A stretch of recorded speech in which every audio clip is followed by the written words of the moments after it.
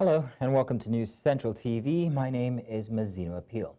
The top stories this hour. Court orders Osun Electoral Commission to conduct local government elections today. The Nigerian government announces plans to discontinue visa on arrival policy in April. Senegal's Prime Minister Sonko threatens legal action against those responsible for financial mismanagement. Details coming up shortly. Welcome again. We begin the news in Osun State, where the State High Court in Ilesha has ordered the State Independence Electoral Commission to conduct elections for the vacant positions of local government chairmen and councillors in all the 30 local government areas. The order was given on Friday following a suit brought before the court by the People's Democratic Party, one of the parties participating in the election. Justice Adeyinka Aderiwiwe, who gave the order, also asked security agencies to provide security and peace before, during, and after the exercise. Residents of the state have expressed worries that the state has become very unsecure as a result of violent disagreements between members of political parties from a few days ago.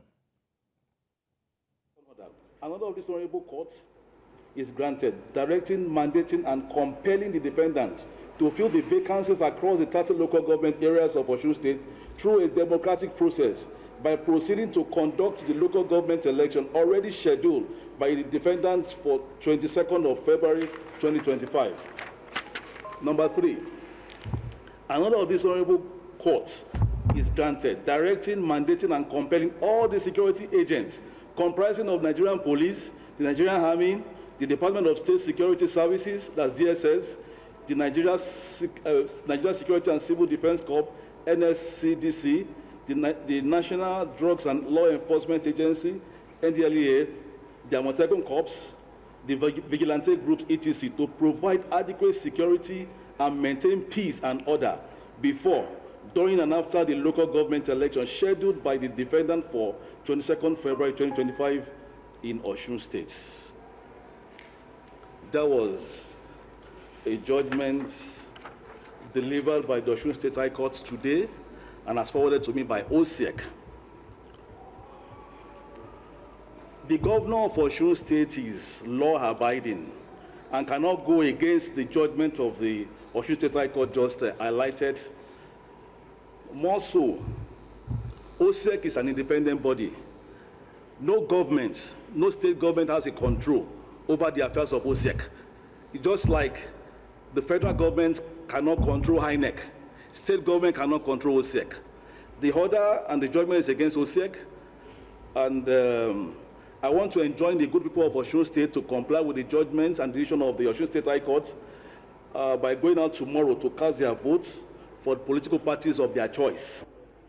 As an interested party, in Bunch October 15, 2022 local government election in Osun State, it is imperative to state that the purported stand of Mr. Lateef Fagbemi, the Attorney General of the Federation, was in bad taste, hotly disrespectful to the law of the land, which is a calculated, fertile ground for avoidable violence in our dear state. We really appreciate the effort they have made so far, and these give us confidence on them more than before, and we believe they are going to conduct a free, fair, and credible election. In the meantime, Osun State Governor Ademola Adeleke has cast his vote in the local government council election at his polling unit in Shagba, Abogunde, Ward 2, Unit 9, Ide. Adeleke praised the people of Osun for maintaining a peaceful atmosphere at polling units across the state. He encouraged residents to exercise their democratic rights, emphasizing that local government elections are crucial for the state's development. The governor expressed optimism that the elections would produce capable leaders who would collaborate with his administration to advance Osun's progress. Now, to further discuss this, process have been very peaceful. I made a broadcast to my good people of Osun State that this election should be peaceful. There should be no violence, because Osun State is a very peaceful state, and in a state like that, it's been very peaceful. They should come out peacefully and vote and go back peacefully too. There should be no problem. We should not give them or any chance to say that there's violence. Say there's violence. I don't want that, because we are a peaceful people, in Osun State. Like as you can see, everything is going on well. Now to further discuss this, I'm joined by Anyekan Joseph, public policy enthusiast. Anyekan, you're welcome. Thank you very much for joining us again this afternoon. Thank you, Mazino. It's a pleasure to be here. Great. So in light of the polling scandals, how do you believe the Osun State High Court's directive to hold elections for councillors and chairmen of local governments would affect the state's governance structure? Without missing words, that is the soul of governance, Mazino. If you take away the political influence at the local government, you have diluted your influence at the federal constituency level, and similarly at the level where you get your senators, the three zones within the state, you dilute your political influence there. It is important that we recognize that it is natural what is happening, that if the tables were turned and there's a different alphabet of the political party, the behavior will be the same. So you have to protect your political turf. Local government elections have been recognized as an opportunity to hold on to the grassroots and strengthen the structure like we use. So this is essentially a tussle for the soul of Osun State at the grassroots level.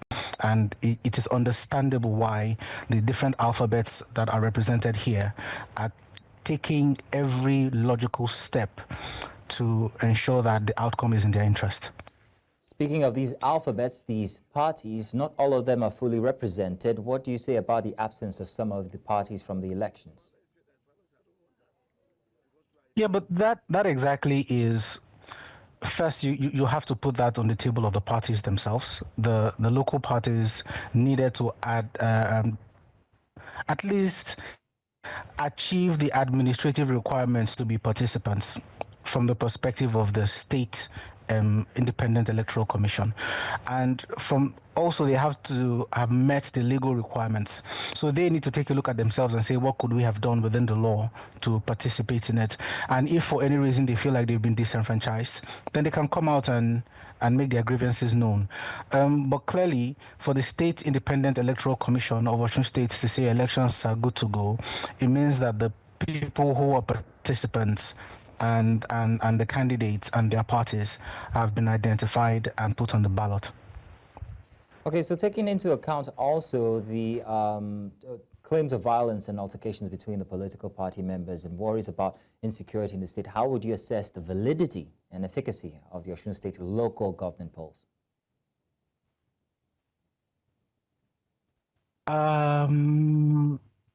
This conversation is a conversation of the judiciary in Nigeria, Mazino, where there are different judgments, one from the State High Court, another from the appeal court.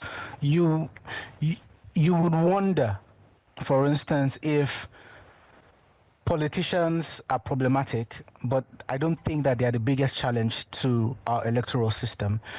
The voters may be problematic and essentially are the biggest losers and victims of this.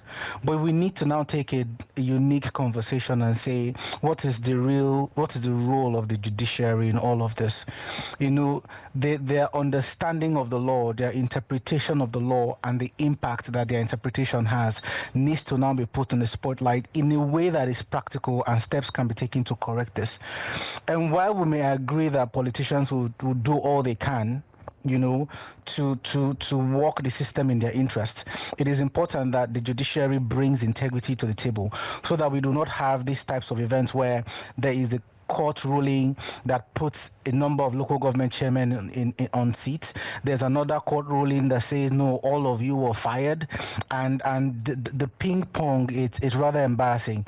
And it's important that the judiciary takes a look at itself and actually contributes to building lasting democracy in Osun State and in Nigeria as a whole. Okay, now let's bring in the names of the parties. Now, considering the conflicting interests and claims of various parties such as the PDP and the State's Independent Electoral Commission, how would you suggest settling the dispute surrounding the Osun State local government elections be proceeded with?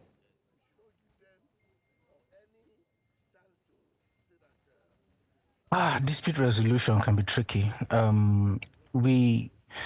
There's a political side of things where all the stakeholders politically, and let's be honest with ourselves, the politicians can easily jump ship tomorrow. So from the political side, there's really no offense, because if I'm not happy here, I can go somewhere else and be happy. And I may be unhappy with an individual X, and the next week that same individual becomes a best friend and even potentially a running mate. But from the security perspective, I think that if you put your asset in order and you have your men, you have your systems, you should be able to manage whatever fallout dispute might be. From a civil side, obviously people need to hold themselves to, bigger moral and societal standards, and they conduct themselves accordingly, even when there's room for disagreement. The political parties have a mechanism to address their problems, and that is internal. And when it is external, you still have to go back to the courts that we have highlighted need to hold themselves to bigger standards. So there are different phases, and it's important that at every phase we take the electorate and the overall development of our political and social economy in perspective as we solve our problems.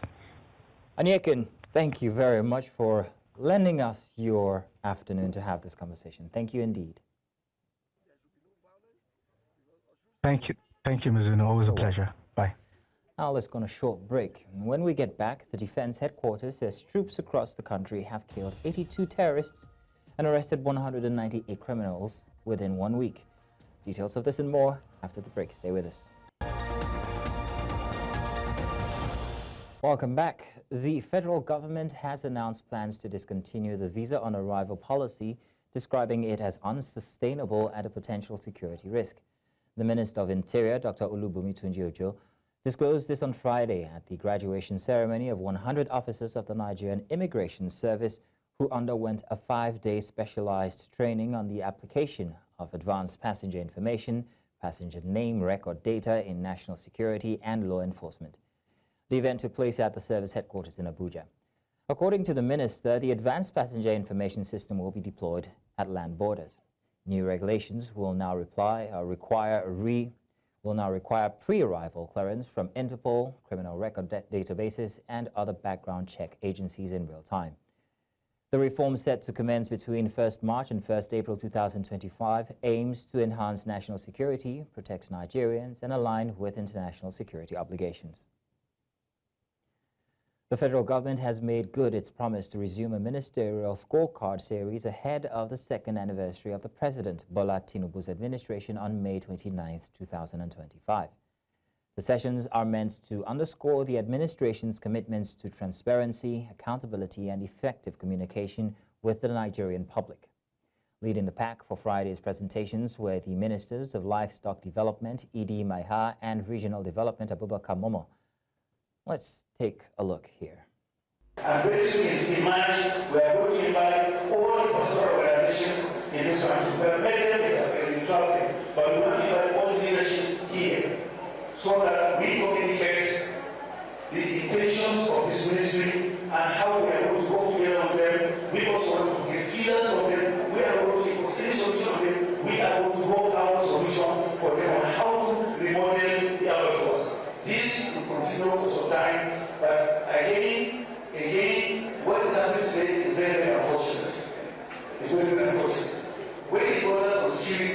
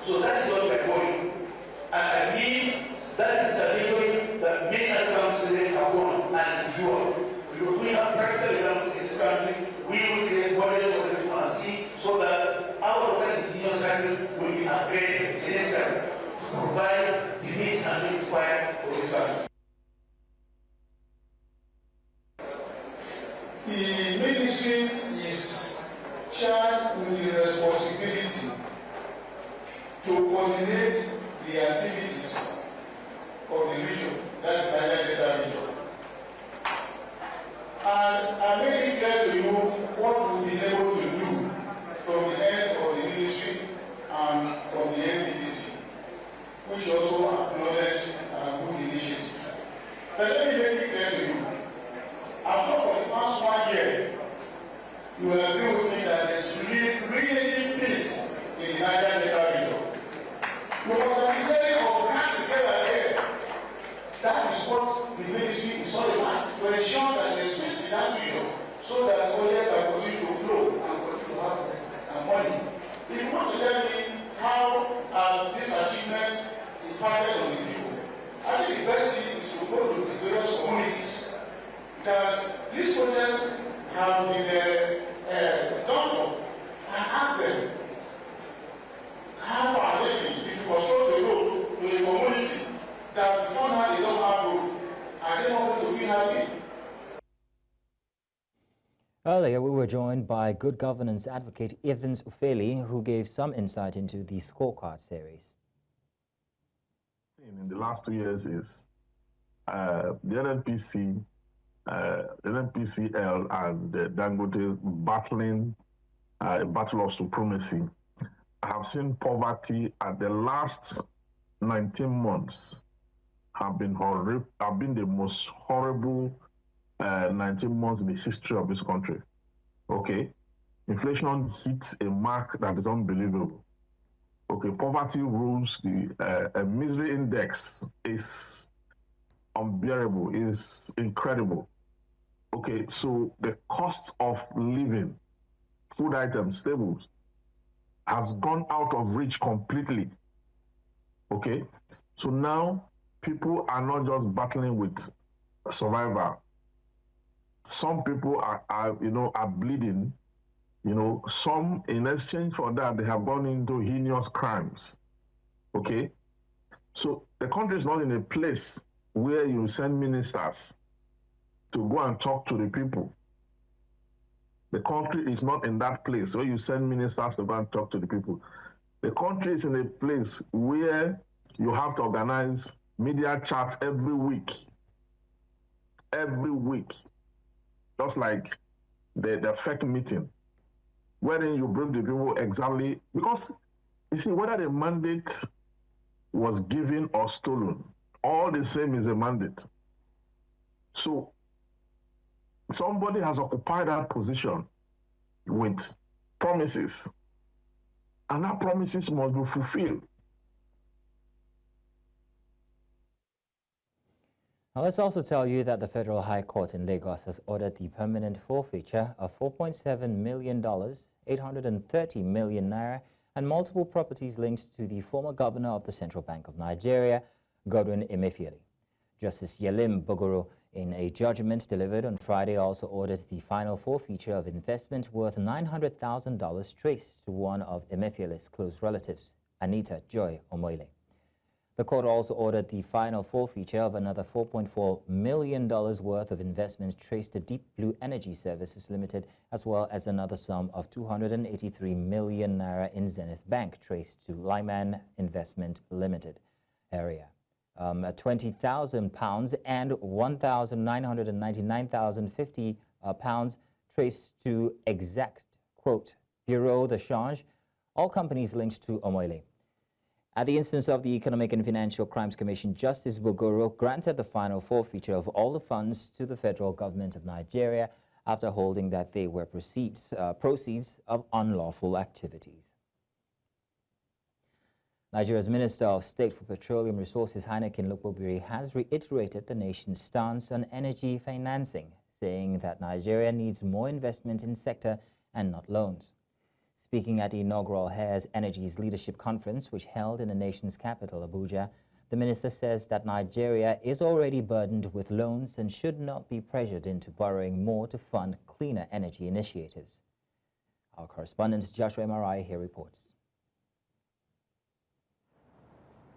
The event marked the inaugural edition of the Hares Energy's Leadership Forum, which held in Nigeria's federal capital, Abuja.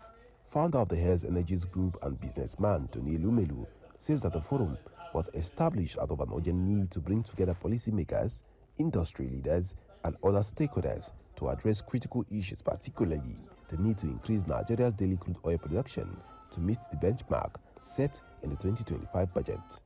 So all of us coming together discussing about how to increase Nigeria's oil production. You know, under Buhari administration, it dropped less than 1 million barrels.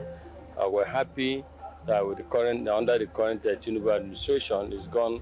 We in general produce 1.8 million barrels of oil a day. Nigeria's Minister of State for Petroleum Resources, who was present at the event, says that the nation is already burdened with loans and should not be pressured into borrowing more to fund cleaner energy initiatives. The last time I was in Davos, I was in a panel with 6 ministers from, several parts of the world.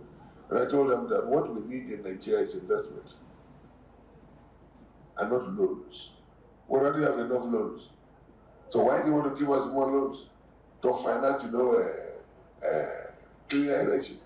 We want to be allowed, to continue with the oil, fossil fuel exploration so that we can raise money to finance solar energy, wind energy, and other sources of energy. Other panelists at the event, however, preferred solutions that they say will help Nigeria improve its crude oil production capacity. We are going to have to collaborate. Everybody will need to collaborate.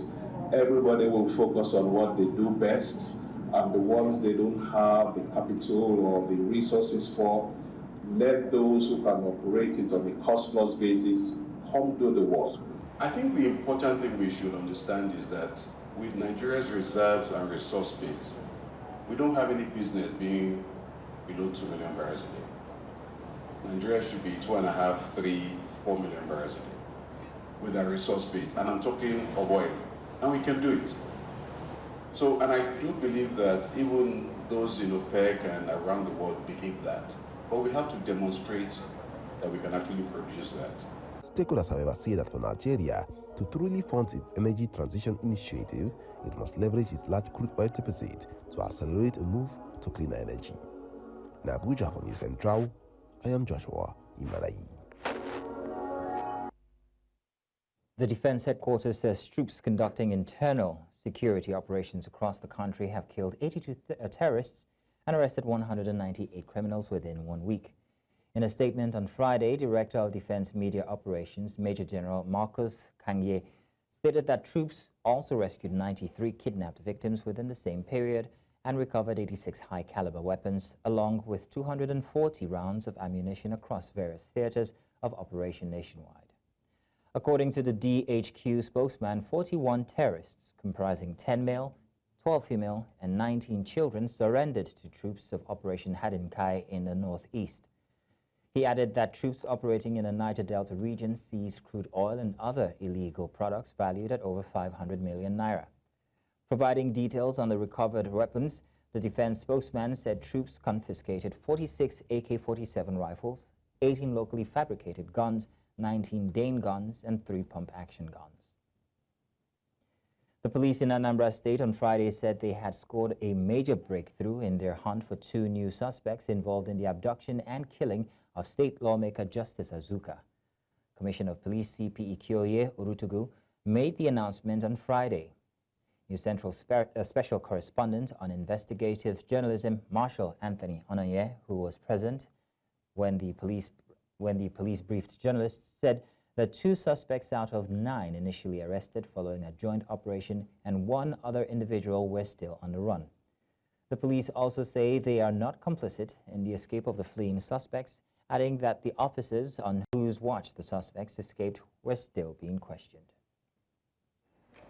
2 suspects, Ikemefuna Osai from Delta State and Chinedu Ukoli from Imo State, out of 11 suspects confessed and already paraded, were taken out for investigation activity. Chinedu and Ikemefuna are not the principal suspects. The 2 suspects now missing are not, for purpose of emphasis, they are not the principal suspects. They are drivers that drove vehicles for the suspects. That is not to say they have a right to escape. They are suspects, they partook in the crime. So we have a responsibility to go after them and produce them. But for anyone to say that the principal suspects have escaped or police have carelessly released them, it's not true. The truth is that the principal suspects on this matter are still there, intact with the police. The spread of misinformation, disinformation, and fake news has become a growing concern across West Africa, particularly in the context of governance and democracy. Now, recent elections in countries like Nigeria, Senegal, and Ghana have highlighted just how dangerous unchecked false narratives can be, fueling voter apathy, political instability, and even violence.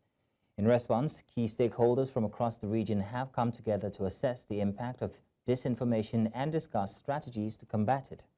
News Central's lead correspondent Bennett Akede here reports. The role of disinformation in shaping political discourse and electoral outcomes cannot be ignored. In West Africa, false narratives, deep fakes, and hate speech have been weaponized to manipulate public opinion, disrupt democratic processes, and in extreme cases, incite violence.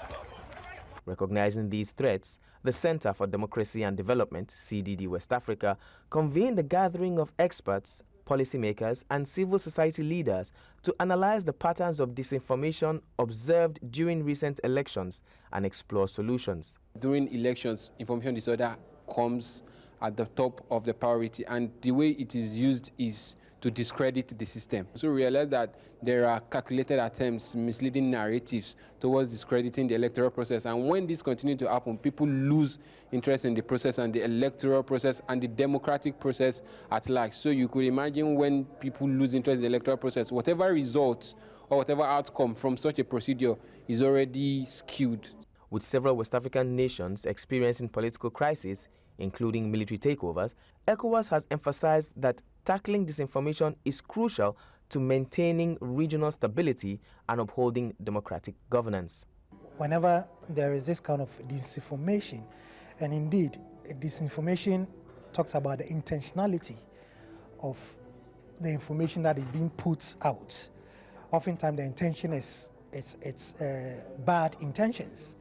So if anybody has any intention to cause any mayhem, the channel or the conduit that a person would use is putting out or churning out information that are not factual. We've seen that oftentimes this become more pronounced around electoral cycles when countries are actually going into elections. But addressing disinformation is no easy task, especially with the borderless nature of social media and digital platforms. This has reignited debates over social media regulation, digital literacy, and the responsibility of tech companies operating in the region. And oftentimes, some of these things are done with influence from foreign countries, of course with their appendages possibly in their countries. But this information are oftentimes generated through AI outside of the territories of the countries. So we are also finding a way of possibly having all these kind of fact checkers within member states to come together to form more like a coordinated regional body to be able to really fact check and put out the truth. At the heart of discussions, one message was clear. For democracy to thrive in West Africa, disinformation must be tackled head-on through strong fact-checking mechanisms, improved media literacy, and greater accountability for digital platforms. In Lagos for News Central, I'm Bernard Akede. Nigeria's Senate has condemned the removal of Benue State's Chief Judge Justice Morris Ikpembese by the Benue State House of Assembly, describing it as constitutional breach. The resolution followed a point of order raised by Abamoro, representing Benue South Senatorial District, describing the decision as unlawful. Other lawmakers expressed their concerns, saying that such actions could set a dangerous precedent for political office holders. Tantita Security Services and the Nigerian Security and Civil Defense Corps, NSCDC, are not relenting in their collaborative efforts to tackle oil theft in the Niger Delta. Their recent meeting in Warri, the oil-rich city, re-emphasizes renewed commitment in protecting the nation's mainstream. News Central's Biola Festus here reports. Since its engagement by the federal government of Nigeria with the task of protecting oil pipelines in the Niger Delta, Tantita Security Services Nigeria Limited has been working shoulder to shoulder with various security operatives to dislodge oil thieves in the oil-rich region. One of such security agencies is the Nigeria Security and Civil Defense Corps, NSCDC, which is also charged with the responsibility of protecting the nation's critical infrastructure. As partners sharing similar goals, the NSCDC was on an operational visit to the Tantita Security Services in Warri to strengthen their cooperation and strategies on combating oil theft. I want to tell you that this collaboration is something we value and we want to maintain, and we expect that on your part, you are going to also keep this collaboration flying, and you are going to help us to achieve more. Public-private partnerships have proved to be effective measures in service delivery globally. This is evident in the synergy between Tantita Security Services and the NSCDC. First, I want to thank you for your support, your collaboration. We have seen now really that yes, no service has monopoly of any strategy as far as curbing this menace is concerned. Whether we like it or not, today, as of today, the mainstay of the Nigerian economy is still oil. And it is going to be our collective decision, to come together really to protect this very precious gift that God has given us. And we have seen that it is going to be done well when we have private security companies, involved in this kind of business. Both the NSCDC and Tantita say they are pleased with working relationship between their field personnel and want the collaboration to continue for more success. I'd like to tell you that Tantita is doing very well as far as we're concerned, because our members, our staff are with you, we are collaborating with you, and you are also doing your best in the area of welfare of the staff, because we have been getting information that they have been taken care of. And so, like you actually also pointed out, we can see that the oil production level, capacity, has improved. When the whole team started, it was around 600 to 800, and now we have over 2 million. This is very, very unprecedented. This is good, and I know that the government will encourage all of us. The government will continue to encourage all of us to give our best as far as protection of these pipelines are concerned. So far, we have not, we didn't hear any problem that will make us to disagree.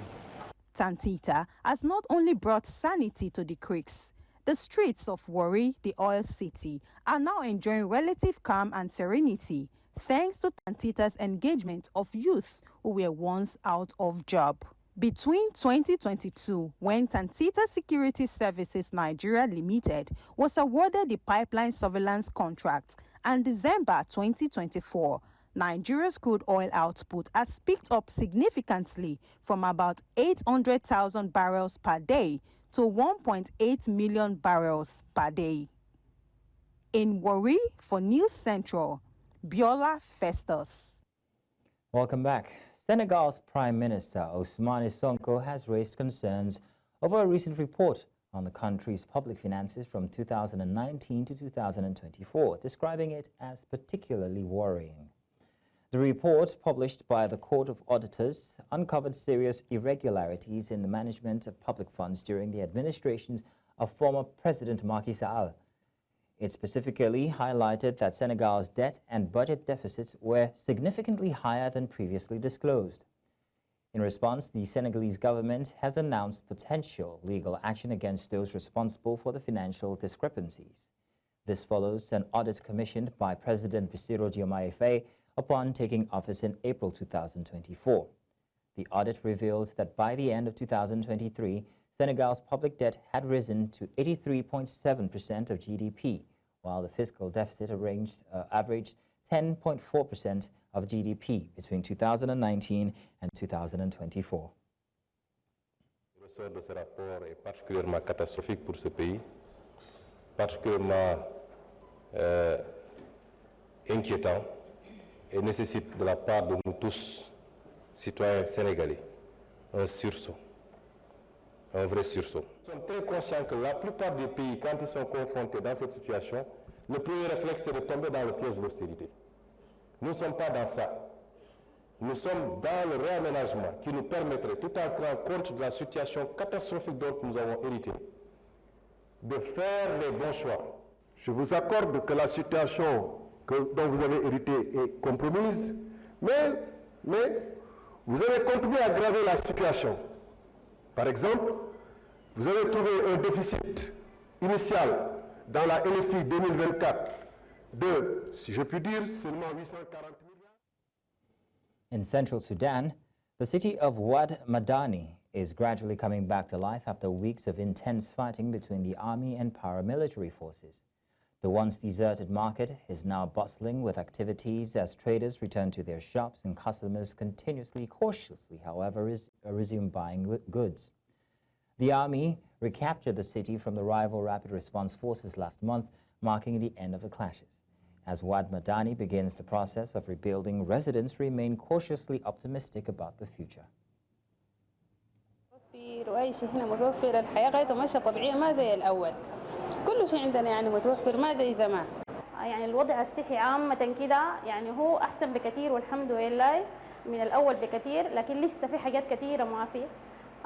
في قسم الولادة النساء والتوليد في حاجات كثيرة ناقصة.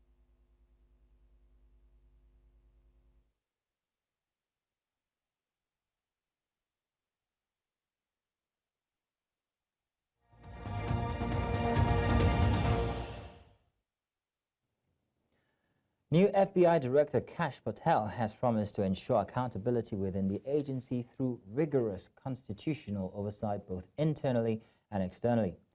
Speaking at the Eisenhower Executive Office building in Washington, D.C., Patel emphasized that this process would begin immediately, starting this weekend. Patel, who was confirmed by the Senate and sworn in by Attorney General Pam Bondi, pledged to restore public trust in the FBI.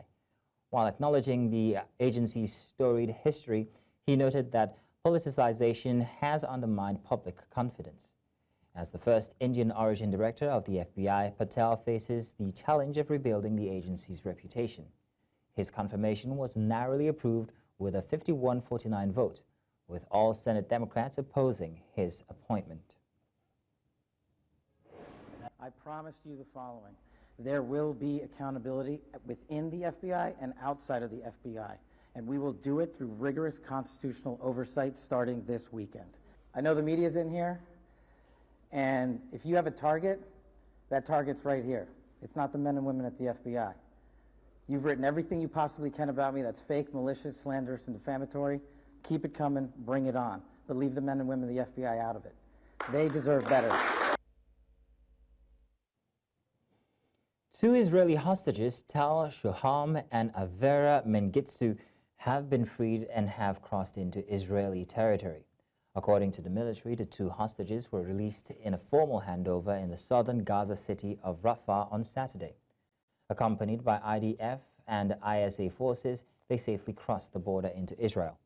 This development is part of the ongoing hostage release agreements between Israel and Hamas. So far, 22 out of 33 hostages scheduled for release in Phase 1 have been freed. Our tragedy struck in northern Peru when the roof of a food court at the Rail Plaza shopping complex in Trujillo collapsed, leaving at least 3 people dead and 74 others injured. The victims include 2 men and a woman, while 10 children are among the injured. Dozens of families were in the food court when the roof gave way, prompting an urgent response from over 100 firefighters and police officers searching through the debris for survivors. Rescue efforts are ongoing, with reports saying a child is still trapped beneath the wreckage. Authorities are working to determine the cause of the collapse, which occurred at 8:41 p.m. local time. Interior Minister Juan Jose Santivanes said hydraulic cranes are required to lift the heavy roof debris and continue rescue operations.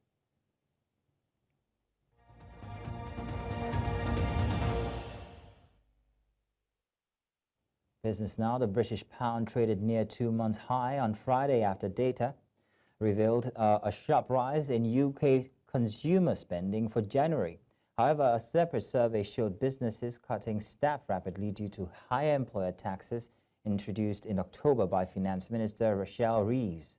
The UK S&P Composite PMI dipped slightly to 50.5, while employment fell to 43.5.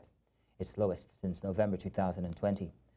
The pound rose 0.1% to $1.2675, while the euro fell 82.81 pence, with wage growth at 5.9% and inflation at 3%.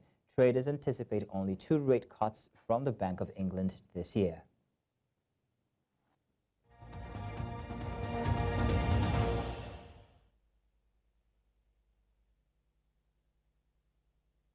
Men's basketball team, the Tigers, revived their 2025 FIBA Afrobasket qualification hopes with a crucial 75-70 victory over Libya in Tripoli. After 3 straight losses in the first qualifying phase, the Tigers fought back from a halftime deficit to secure the win. Talib Zana contributed 14 points and 7 rebounds, while Caleb Agada's double-double proved vital in the closing minutes. Nigeria now prepares for a key clash against Uganda on Saturday before facing Cape Verde on Sunday. A win in both games could seal their spot at Afrobasket 2025, keeping their dreams of continental glory alive. Wounded Nigerian soldier excelled at the Invictus Games in Vancouver, Canada, winning gold, silver, and bronze despite facing visa challenges. The games, founded by Prince Harry, honored wounded service personnel and veterans. Ruth Simon won gold in rowing, while Nigeria's sitting volleyball team secured silver. Igwe Festus won bronze in swimming and rowing, and Dimka Gloria added 2 bronze medals in rowing. Nigeria was the only African nation invited, showcasing its athletes' resilience. Though visa issues prevented the team captain and officials from attending, 14 athletes represented Nigeria. Derek Kobina, Africa Unconquered Foundation CEO, expressed hopes for Nigeria to host the Invictus Games in 2029, celebrating these heroes on home soil. And that's all the news this hour. Do remember you can watch News Central live on DSTV channel 422, Star Times channel 274, Evo TV, and of course on YouTube. Many thanks for watching. My name is Mazino Appeal.